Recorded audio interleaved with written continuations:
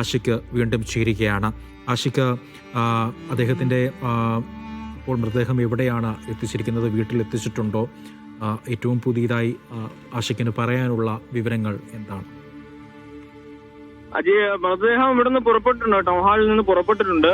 കണ്ടനാട്ടേക്കാണ് പോയിരിക്കുന്നത്. കണ്ടനാട്ട് എത്തിച്ചേരാൻ അല്പം കൂടി സമയമെടുക്കും എന്ന് മനസ്സിലാക്കുന്നു. അവിടെ എത്തിയാൽ വീട്ടിൽ പൊതുദർശനത്തിനുള്ള സംവിധാനം ഒരുക്കുന്നു. പൊതുദർശനം എന്ന നിലയിൽ പൂർണ്ണമായും പറയാൻ കഴിയുകയില്ല. വീട്ടിൽ അടുത്ത സുഹൃത്തുക്കൾക്കും ബന്ധുക്കൾക്കും മാത്രം കാണാൻ കഴിയുന്ന നിലയിലായിരിക്കും അവിടുത്തെ സംവിധാനം ഒരുക്കുക. ശേഷം പിന്നീട് നാളെ രാവിലെ ആയിരിക്കും സംസ്കാര ചടങ്ങുകൾ ഒരുക്കുക. അതിനുള്ള ക്രമീകരണങ്ങളിലേക്ക് എല്ലാം കടന്നിട്ടുണ്ട് എന്ന് പറയാം. ഏതായാലും സംസ്കാര ചടങ്ങുകളിലേക്ക് കടക്കുന്ന ഒരുക്കങ്ങളിലാണ് ഇപ്പോൾ അവിടെ വീട്ടിലെ സംവിധാനങ്ങളൊക്കെ അത്തരം കാര്യങ്ങൾ ഒരുക്കിക്കൊണ്ടിരിക്കുന്നത്. രാവിലെ ഔദ്യോഗിക ബഹുമതികളോടുകൂടി ശ്രീനിവാസന് ഏറ്റവും ഉചിതമായ യാത്രയപ്പ് നൽകാനുള്ള ക്രമീകരണങ്ങൾ കണ്ടനാട്ട് വീട്ടിൽ ഒരുക്കിയിട്ടുണ്ട് എന്ന് മനസ്സിലാക്കുന്നു. ഏതായാലും ആ നിലയിൽ ഏറ്റവും ഉചിതമായ യാത്രയപ്പ് നൽകാനുള്ള ഒരുക്കങ്ങൾ നടന്നുകൊണ്ടിരിക്കുകയാണ്. അതേസമയം നമുക്ക് ശ്രീനിവാസനെ കുറിച്ച് ഓർമ്മിച്ചെടുക്കുന്നതിൽ നിരന്തരമായ അത്തരം കാര്യങ്ങൾ സംസാരിക്കുകയായിരുന്നല്ലോ. ഏതായാലും ശ്രീനിവാസൻ എന്നുള്ളത് ഒരിക്കലും മാഞ്ഞു പോകാത്ത ഒരു ചിത്രം മലയാള സിനിമയിൽ, മലയാള സമൂഹത്തിൽ തന്നെയും പതിപ്പിച്ചിട്ടുണ്ട് എന്നുള്ളതാണ്. നമ്മൾ എത്ര ആവർത്തി പറഞ്ഞാലും മതിയാവാത്ത തരത്തിലുള്ള സാമൂഹികമായ ഒരു ഇടപെടൽ അദ്ദേഹം നടത്തിയിട്ടുണ്ട്. അത്തരത്തിലുള്ള ഒരു സിനിമാക്കാരൻ ഉണ്ടോ എന്ന ചോദ്യം കൂടി നമ്മൾ ഉയർത്തേണ്ടതുണ്ട്. ഒരു കലാകാരൻ എന്ന നിലയിൽ സമൂഹത്തിൽ ആ നിലയിൽ ഇടപെട്ട ഒരു കലാകാരൻ മറ്റു ഏതെങ്കിലും ഒരാൾ ഉണ്ടോ എന്നുള്ള ചോദ്യം കൂടി നമ്മൾ ഈ ഘട്ടത്തിൽ ഉയർത്തണം. ഒരു കലാകാരന്റെ ചുമതല എന്ന നിലയിൽ മലയാള സിനിമയിൽ, മലയാള സമൂഹത്തിൽ മലയാളികൾക്കിടയിൽ ഇടപെട്ട ഒരാൾ എന്ന നിലയിൽ കൂടി ശ്രദ്ധേയനാണ് ശ്രീനിവാസൻ. ആ നിലയിൽ മറ്റാളുകൾ ഇല്ല. അപൂർവമായി അത്തരം ആളുകൾ നമ്മുടെ മലയാള സിനിമാ രംഗത്തുള്ളൂ എന്നും ശ്രദ്ധേയമായി കാണാൻ കഴിയും. കൂടാതെ ടൗൺ ഹാളിൽ ഏറ്റവും വേദനിപ്പിച്ച ഒരു ദൃശ്യം, ആ ദൃശ്യം ഇപ്പോഴും നമ്മുടെ സ്ക്രീനിൽ കാണാം. അതായത് കഥാപാത്രങ്ങളുടെ പശ്ചാത്തലത്തിൽ പേര് പറയുകയാണെങ്കിൽ ദാസൻ വിജയനെ കാണാൻ വേണ്ടി എത്തിയിരിക്കുന്നു.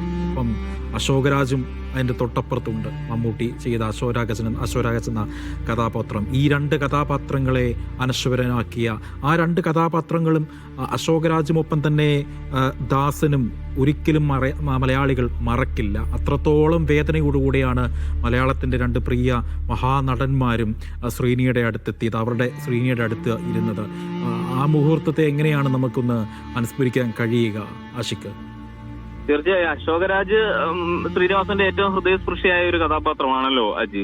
അതില് ആ പാട്ട് ഉണ്ടല്ലോ, ആ സിനിമയിലെ ഒരു പാട്ടുണ്ടല്ലോ, വ്യത്യസ്തനാമൊരു ബാർബറാം ബാലനെ സത്യത്തിൽ ആരും തിരിച്ചറിഞ്ഞില്ല. ശരിക്കും വ്യത്യസ്തനായ ഒരു സിനിമാക്കാരനായിരുന്നു ശ്രീനിവാസൻ. അതില് ഈ പറയുന്നത് പോലെ മമ്മൂട്ടി അവതരിപ്പിക്കുന്ന ആ കഥാപാത്രവുമായിട്ടുള്ള ആത്മബന്ധത്തെ കുറിച്ച് ആ സിനിമയിൽ ഒരു രംഗമുണ്ട്. കടുക്കൺ ഊരിക്കൊടുത്തുവിട്ട് സിനിമയിലേക്ക് പറഞ്ഞുവിടുന്ന ഒരു കൂട്ടുകാരന്റെ രംഗം. ആ ബന്ധത്തെക്കുറിച്ച്, ഏറ്റവും അടുത്ത ബന്ധത്തെക്കുറിച്ച് ആ സിനിമയുടെ ക്ലൈമാക്സ് രംഗത്ത് മമ്മൂട്ടിയുടെ കഥാപാത്രം ഓർമ്മിച്ചെടുക്കുന്ന ഒരു കണ്ണുനീരണിയിക്കുന്ന സാഹചര്യമുണ്ട്. ശരിക്കും ആ നിലയിൽ ഒരു സംഭവം ശ്രീനിവാസന്റെയും മമ്മൂട്ടിയുടെയും ജീവിതത്തിൽ സംഭവിച്ചിട്ടുണ്ട്. എന്നാൽ അത് നേരെ തിരിച്ചാണ് എന്നുള്ളതാണ് ഏറ്റവും കൗതുകകരമായ കാര്യം. നമുക്കറിയാം, ചെന്നൈയിലെ സിനിമാ ജീവിത കാലഘട്ടത്തിൽ ശ്രീനിവാസൻ വലിയ പരിമിതികൾ അനുഭവിച്ചിരുന്ന കാലമാണ്. പൈപ്പ് വെള്ളം കുടിച്ച് വയറു നിറച്ചിരുന്ന കാലത്തെക്കുറിച്ച് ശ്രീനിവാസൻ എത്രയോ ഇന്റർവ്യൂകളിൽ ഓർമ്മിച്ചെടുത്തിരിക്കുന്നു. അങ്ങനെ ഒരു കാലത്താണ് അദ്ദേഹത്തിന്റെ വിവാഹവും നടക്കുന്നത് എന്ന് അദ്ദേഹം പലപ്പോഴായി ഓർക്കുന്നുണ്ട്. അദ്ദേഹത്തിന്റെ ഭാര്യ വിമലയെ വിവാഹം കഴിക്കുന്ന സമയത്ത് വലിയ പേരോ പ്രശസ്തിയോ സമ്പന്നതയോ ഇല്ലാത്ത കാലത്താണ്. അന്ന് വിവാഹം കഴിക്കുവാൻ വേണ്ടിയുള്ള താലിമാലയ്ക്ക് വേണ്ടിയുള്ള പണം മമ്മൂട്ടിയാണ് നൽകിയത് എന്ന് അദ്ദേഹം പലപ്പോഴും ഓർമ്മിച്ചെടുത്തത് നമ്മൾ കേട്ടിട്ടുണ്ട്. ചെന്നൈയിലെ ഒരു ഷൂട്ടിംഗ് സെറ്റിൽ നിന്ന് മമ്മൂട്ടി താലിമാലയ്ക്കുള്ള പണം നൽകുമ്പോൾ താൻ കല്യാണത്തിന് വരേണ്ടതില്ലേ എന്ന് മമ്മൂട്ടി ചോദിക്കുന്നത്, അന്ന് രസകരമായ ഒരു മറുപടിയാണ് ശ്രീനിവാസൻ മമ്മൂട്ടിക്ക് നൽകുന്നത് എന്ന് കേട്ടിട്ടുണ്ട്. എന്ന് വെച്ചാൽ മമ്മൂട്ടി വരണ്ട, മമ്മൂട്ടി വന്നാൽ വലിയ പ്രശസ്തരായ ആള് വന്നു എന്നുള്ളതിന് പേരിൽ വലിയ ആള് കൂടുകയും അതിന്റെ പേരിൽ ആള് കൂടിയതിനു ശേഷം ആ കല്യാണം മുടങ്ങിപ്പോവുകയും ചെയ്താലോ എന്നുള്ള ആശങ്ക പങ്കുവച്ചിട്ടുണ്ട്.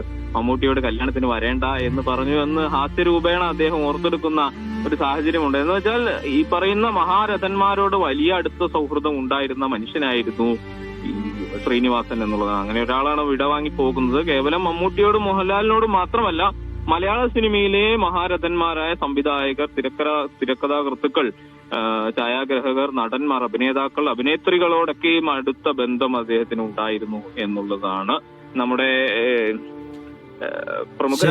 ആഷിഖ് സൂചിപ്പിച്ച പോലെ മഹാരഥന്മാരുമായിട്ട് വലിയ അടുപ്പമുണ്ടായിരുന്നു. രജനീകാന്തിന്റെ സഹപാഠിയും ഉറ്റ ചങ്ങാതിയുമായിരുന്നു ശ്രീനിവാസൻ എന്നുള്ള കാര്യം കൂടി ഒന്ന് ഞാൻ ഓർമ്മപ്പെടുത്തുകയാണ്.